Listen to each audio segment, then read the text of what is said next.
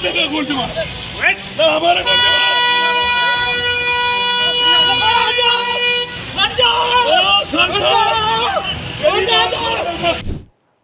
प्रदेश के बिजनौर में आज वो हुआ जिसकी गूंज लखनऊ तक सुनाई देगी। एक तरफ बीजेपी के पूर्व सांसद की धमक और दूसरी तरफ अपनी आजीविका बचाने के लिए गाड़ी के आगे लेटे दो बड़े कारोबारी। देखिए आप इन तस्वीरों को, जहां पुलिस सरेआम व्यापारियों को टांगों से पकड़कर सड़क पर घसीट रही है। क्या यह कोई पुरानी रंजिश का बदला है या फिर कानून का डंडा? बिजनौर में आखिर क्यों मची है चीख पुकार, बताएंगे आपको ये पूरी कहानी इस वीडियो में। नमस्कार, मेरा नाम है पीयूष तिवारी और आप देखना शुरू कर चुके हैं नवभारत लाइव। बिजनौर में आज सियासत और व्यापार के बीच की जंग सड़क पर आ गई है। जिले के दो बड़े मुस्लिम कारोबारी तालिब और खालिद आज बीजेपी के पूर्व सांसद कुंवर भारतेंदु सिंह की गाड़ी के आगे लेट गए। मामला इतना बढ़ा कि पुलिस को उन्हें जबरन घसीटकर वहां से हटाना पड़ा। ये पूरा विवाद एक लकड़ी की टाल पर वन विभाग की छापेमारी से शुरू हुआ, लेकिन इसकी जड़ें 3 महीना पुरानी एक रंजिश से जुड़ी बताई जा रही हैं। आखिर क्या इस हंगामे के पीछे का असली सच, बताएंगे इस पूरी वीडियोस में। दरअसल बिजनौर में लकड़ी और क्रेशर कारोबार के बड़े नाम तालिब और खालिद की मुश्किलें तब बढ़ गई जब पूर्व सांसद भारतेंदु सिंह खुद वन विभाग के अफसरों को लेकर उनकी टाल पर छापा डलवाने पहुंच गए। कारोबारियों का आरोप है कि उन्हें बिना वजह निशाना बनाया जा रहा है। गुस्सा इतना था कि दोनों कारोबारी पूर्व सांसद की गाड़ी के आगे लेट गए और रास्ता रोक दिया। माहौल बिगड़ता देख पूर्व सांसद तेजी से गाड़ी लेकर वहां से भाग गए और सबको हैरान कर दिया। पुलिसकर्मियों ने कारोबारियों की टांगों पकड़कर उनको दूर तक घसीटा। उसके बाद वीडियो अब सोशल मीडिया पर इसका पूरा वायरल हो रहा है। इस पूरे मामले में 3 महीने पहले एक घटना बताई जा रही है। सूत्रों के मुताबिक भाजयुमो अध्यक्ष रॉबिन चौधरी और कारोबारी खालिद के बीच किसी बात को लेकर झगड़ा हुआ। आरोप है कि तब से ही इन कारोबारियों के खिलाफ कार्यवाही का सिलसिला शुरू हो गया है। पूर्व सांसद भारतेंदु सिंह इस मामले में मुख्यमंत्री योगी आदित्यनाथ से भी उनकी शिकायत कर चुके हैं। मुझे पता लगा कि जो जांच की जा रही थी आरा मशीन के सील होने पर, तो मुझे एडीएम साहब का फ़ोन आया। उन्होंने मुझे बताया कि उसकी बहाली के आदेश हैं और मैं स्वयं आके देख सकता हूँ। तो मैं जब वो बहाली के आदेश देखने गया तो मुझे वहाँ तुषार मलिक खड़े थे, एडीएम साहब थे, एसडीएम साहब न्यायिक भी थे और मेरे ख्याल से खालिद और उनके भाई वहाँ पर खड़े थे। कुछ और 2-3 लोग खड़े थे, उनके हाथ में फाइल थी। मगर मुझे तुषार मलिक की शक्ल देख के मुझे लगा कि वो बहुत घबराए हुए थे और परेशान नज़र आ रहे थे। तो खैर मेरा ध्यान एकदम कागज़ पे गया। एडीएम साहब ने मुझे जो फाइल दिखा रहे थे उसे मैंने देखा। उन्होंने कहा साहब हमें बहाली का आदेश है हमारे पास। तो जैसे आदत होती है सबकी, मैंने ऊपर लिख कर देखा तो उसमें दिसंबर की डेट थी। तो मैंने कहा दिसंबर की बहाली का कोई कारण नहीं है, उसका कोई महत्व नहीं है, क्योंकि सील तो फरवरी में की गई है। तो दिसंबर की जो बहाली अगर इनके पास आदेश भी है तो वो तो पुनः सील फरवरी में कर दी गई थी डीएम साहब के द्वारा। उन्होंने अखबार में भी दिया था। तो मेरे साथ संजय त्यागी जी भी थे, उन्होंने तभी अखबार की कटिंग भी मुझे दिखाई, मैंने वो भी दिखाई। तो उसके बाद उन्होंने कहा नहीं साहब हमारे पास, आप अंदर आइए देखिए अभी भी सील है। तो इसके हमने कहा चलिए।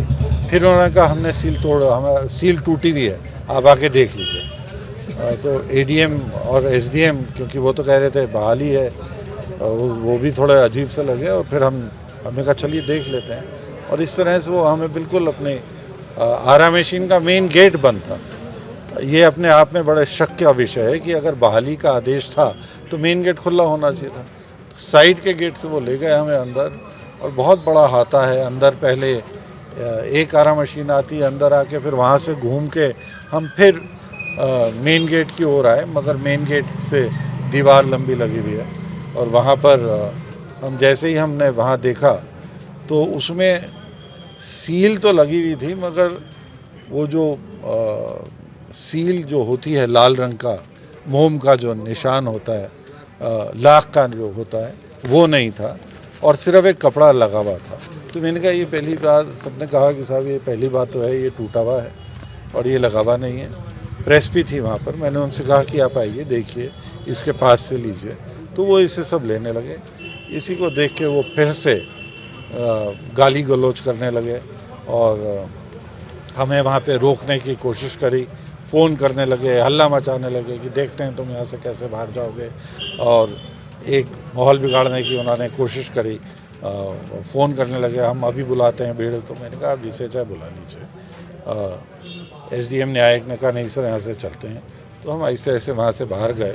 इतने में काफ़ी लोग और आ गए थे वहाँ पे। उसके बाद एसडीएम न्यायिक ने मुझे कहा कि आप गाड़ी में बैठिए साहब, आप पहले चलिए। जैसे ही मेरे गनर कुलवंत आए तो उन्होंने कुलवंत की बंदूक छीनने की कोशिश करी। कुलवंत उससे भिड़ने लगे, गाड़ी रोकने की कोशिश करी। खैर अपने साथ जो लोग थे उन्होंने रास्ता साफ करा और एसडीएम न्यायिक बार बार मुझे कह रहे थे कि आप चलिए आप चलिए। तो मैं वहाँ से निकल गया। बाद में जब मैंने बात करी तुषार से वहाँ से आने के बाद तो फिर मुझे तुषार ने बताया कि उन्हें अंदर ले गया और पहले उनसे कहा कि तुम्हारा जो पहले ही एफआईआर हुई है जिसमें भी उन्होंने बिल्कुल इसी तरह से, और इसके दौरान जब मैं गाड़ी में बैठा उस समय उन्होंने, खालिद ने आके गाड़ी का जो बैक मिरर होता है उसे तोड़ने की कोशिश करी। गंदी गालियां तो वो अंदर से ही दे रहे थे और बदतमीज़ी कर रहे थे, धमकियां दे रहे थे, हम तुझे जान से मार देंगे, तुझे निकलने नहीं देंगे। खिड़की खोलने की कोशिश कर रहे थे, गाड़ी को नहीं चलने दे रहे थे। फिर वो शीशा तोड़ने की उन्होंने कोशिश करी, जो कि मेरे ख्याल से आपके जो पत्रकार भाई हैं उन्होंने रिकॉर्ड करा होगा कि वो मेरे शीशे को तोड़ने के लिए मुक्के मार रहे हैं, शीशा तोड़ने की कोशिश कर रहे हैं जो बैक रियर व्यू मिरर होता है। उसके बाद जब मैं निकला, मैं वापस आ गए हम शहर में और मैंने तुषार से पूछा कि क्या बात हुई। तो तुषार ने बताया कि वो बिल्कुल इसी तरह से तुषार को अंदर ले गए थे और उन्होंने तुषार से पहले समझौता और उसे लालच देने की कोशिश करी, क्योंकि बिल्कुल ऐसा ही घटना इन्होंने पहले भी रॉबिन के साथ की थी, उसमें भी बिल्कुल यही इनकी बदतमीज़ी रही थी। तो ये कह रहे थे कि तू पैसा ले और समझौता कर, मगर जब रॉबिन ने मना करा तो इन्होंने उस पर तमंचा निकाल के और चलाया। रॉबिन वहाँ से भाग के तुषार मलिक वहाँ से अंदर से दौड़ के बाहर आया। जब वो बाहर आया तो उसने देखा सरकारी गाड़ी आ रही है और सरकारी गाड़ी में से एडीएम न्यायिक और एसडीएम न्यायिक उतरे। उसके बाद वो एकदम उनके पास जाके खड़ा हो गया। थोड़ी देर बाद मेरी गाड़ी आई और मैं उतरा, मेरे साथ काफ़ी सारे अपने कार्यकर्ता थे, हम सब उतरे। और जब उतरे तो फिर मैंने आपको बाकी घटना बताई दी। एफआईआर कराई इस मामले में? एफआईआर अभी करवाएंगे, उसकी सोच लें, कायदे से लिखी जाए और पढ़ लें, क्योंकि बाद में कोई भी बात ऐसी ना हो जो कि अब ध्यान में ना हो। सांसद जी, जैसे खालिद ने आपके गनर की जो सरकारी असला छीनने का प्रयास किया है, क्या हत्या करने का प्रयास था आपकी? हत्या करने का प्रयास तो निश्चित था। तुषार कह रहा है उस पे गोली भी चलाई गई है, तो हत्या करने का प्रयास निश्चित था। एक सरकारी आदमी, एक पुलिस वाले का असला छीनने का मतलब क्या है? अच्छा, सरकारी आदमियों के मौजूदगी में जिले स्तर के अधिकारी वहाँ खड़े हैं, एडीएम न्यायिक और एसडीएम, उनके सामने ये बदतमीजी की ज़रूरत क्या थी? अच्छा, उनका एक आरोप है दूसरे पक्ष का कि 5 करोड़ रुपए और मुख्यमंत्री का बार बार वो देकर हमारा उत्पीड़न कर रहे हैं, इसको आप कैसे देखते हैं? मैं आरोप नहीं समझा। उनका ये कहना है कि वो पैसे मांग रहे थे 5 करोड़ रुपए और मुख्यमंत्री के पास जाके हमारी शिकायत कर रहे हैं, हमारा उत्पीड़न कर रहे हैं, प्रशासन हमारा उत्पीड़न कर रहा है, इसको आप कैसे देखते हैं? माननीय मुख्यमंत्री जी का ये स्पष्ट आदेश है कि माफिया के खिलाफ बड़ी सख्त और निश्चित कार्रवाई की जाएगी, चाहे वो कोई भी हो, किसी भी ज़िले का हो, और ये कार्रवाई पूरा प्रदेश देख रहा है। यहाँ पर कोई समझौते की गुंजाइश ना है, ना कभी हो सकती है।